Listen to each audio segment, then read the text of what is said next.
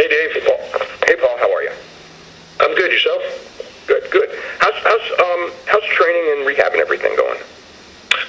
Good. Thanks for asking. I just got cleared to actually start training. Which anybody that's had a serious injury, the difference between rehabbing for a couple of hours a day and actually training is the difference. It's like the difference of trying to get better and then actually better yourself. So I just got clearance to start training, so I'm excited about that. And as I sit here right now, extremely sore from that training, which was 1 week ago. I got the clearance, so the training has been already stepped up, but feeling good. Good. Thanks for asking. Yeah, I guess in a perfect world, which it never really is, but how many? Good luck with that one.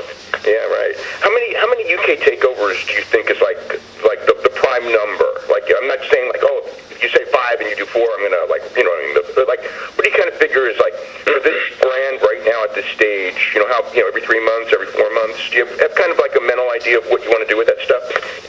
Yeah, it's funny that when we talked about it before the Blackpool takeover, obviously, and it was kind of a let's wait and see what it does.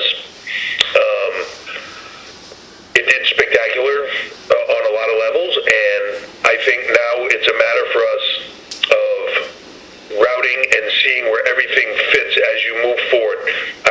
I think you want to take it one step at a time and not give them too much. You want to leave them wanting a little bit more so that you can continue to move it in the right direction. But,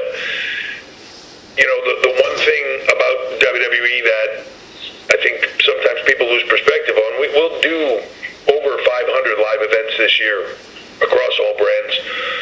I don't know, 530, something like that.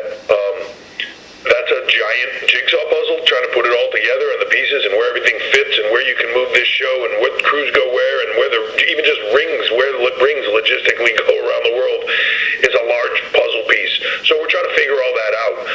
What the specific number is of how many, I don't know. I think you can get it to a place where it's similar to NXT now. And in the US, and I think we're doing 5 takeover events here this year. I think you can get it to there. It's just a matter of how long time it takes and what comes out of it. But we'll take it step by step and keep moving it in the right direction. And as far as like rollouts of obviously UK was the first international performance center, and I don't think it's any secret that you're looking at doing many others. Do you kind of have like a rollout of like 1 a year, or 2 or 3 in the next couple of years type of an idea? Yeah, I think a few in the next few years is probably realistic. The one thing about doing them is, especially when you start to get into, London would be a little bit easier, right? When you talk about North London and doing business there and all those things, it's a little bit easier. You start getting into, Latin America, you start getting into India, the conversation becomes a lot more difficult and a lot more complex. So you might think that you have it in a good place to get to in a short period of time. Might take a little bit